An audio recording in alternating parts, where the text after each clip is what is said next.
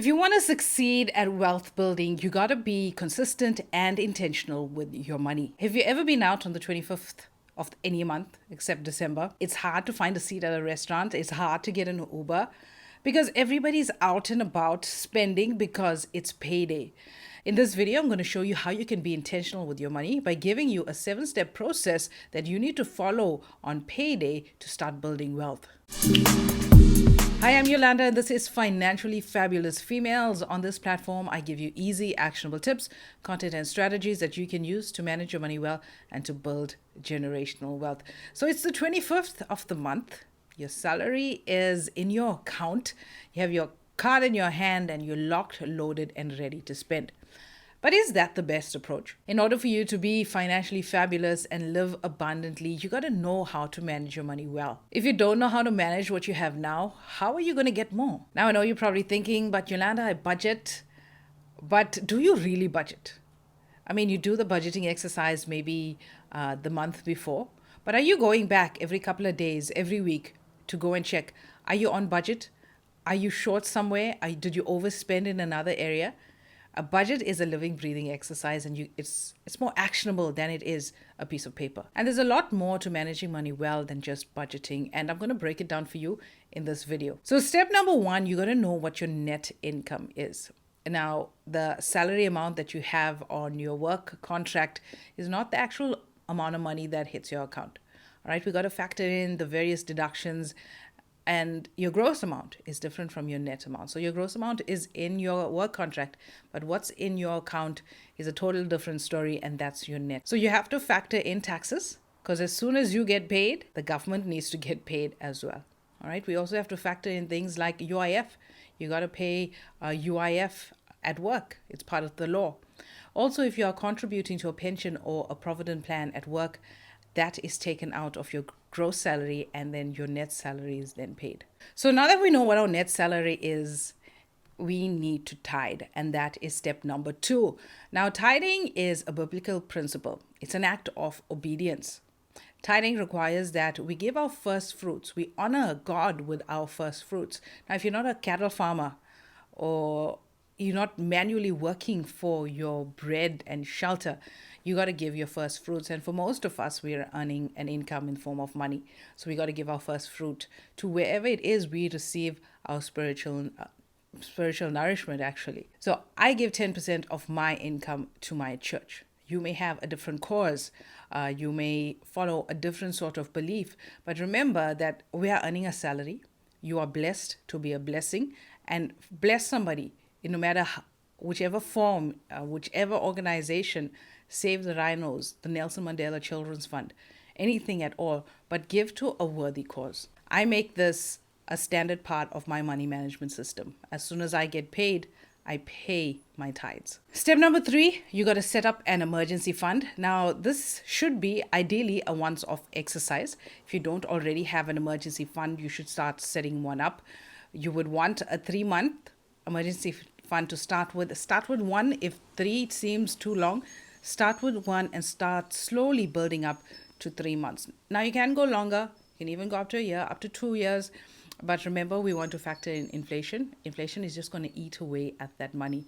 So be safe and work towards a 3-month emergency saving that should basically cover 3 months worth of expenses. Now, like I said, this is a once-off exercise. If you already have it, you can just skip this part altogether. But if you don't, you need to start paying it down. And the goal here is to save up as much as we can, as quick as we can. So how I manage my emergency savings is that I have all of my emergency savings in a 7-day account. So if I do have an emergency, a medical emergency, I got to pay insurance access somewhere, I use my credit card. I transfer funds out of my credit card and settle that emergency.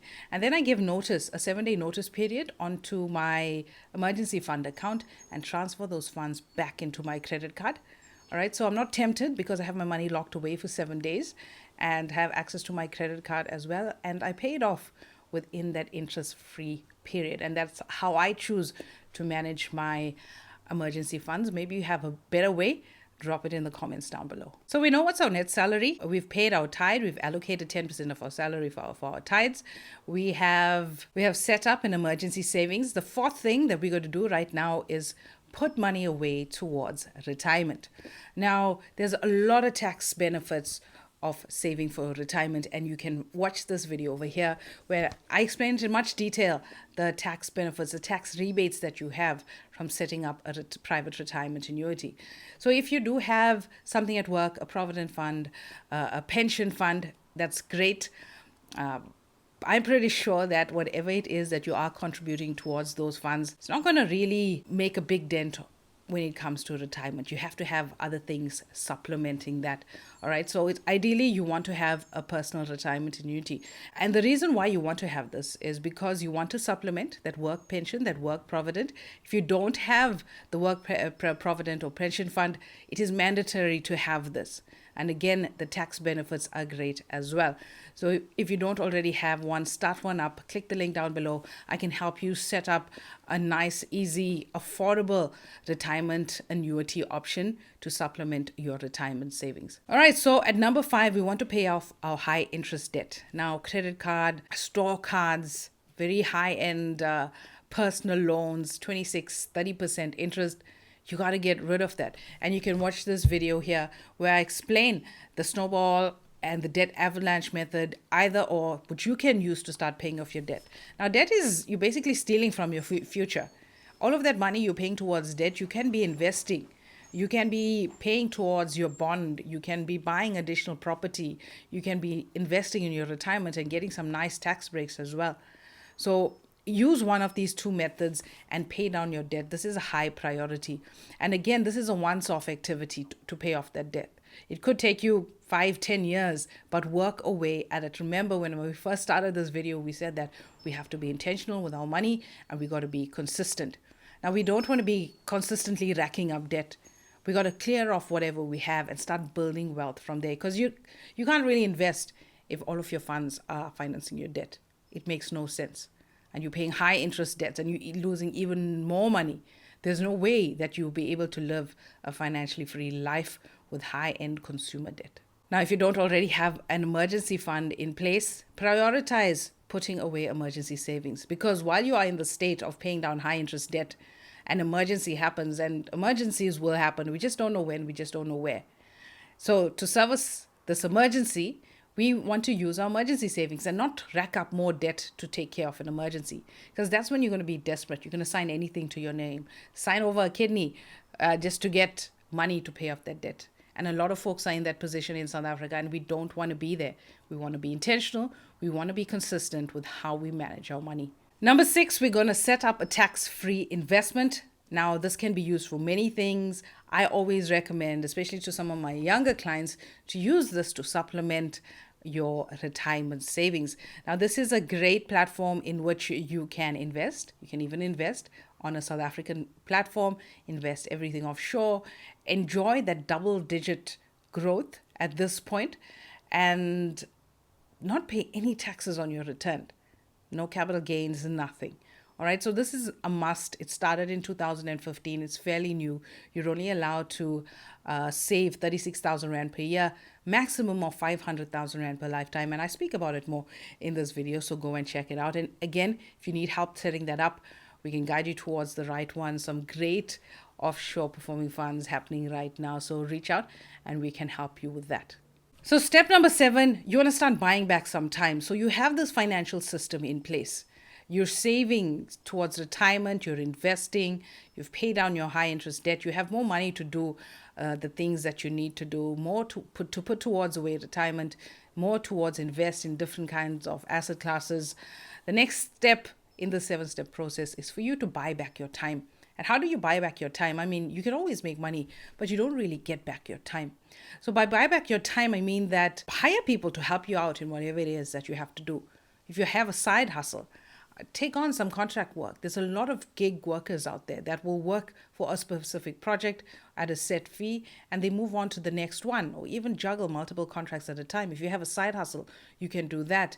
For me, I hate cleaning, and I get people to help me clean because I hate cleaning. So instead of me spending a whole day to clean my house, because that's how long it will take me, because I hate it so much, I hire somebody.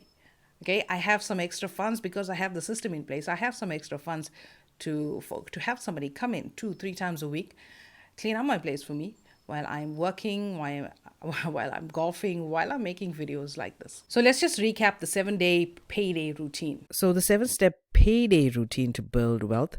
First, we got to figure out our gross salary. And that's the salary that's on your contract. And we're going to do minus the deductions such as tax, UIF, pension, or provident fund.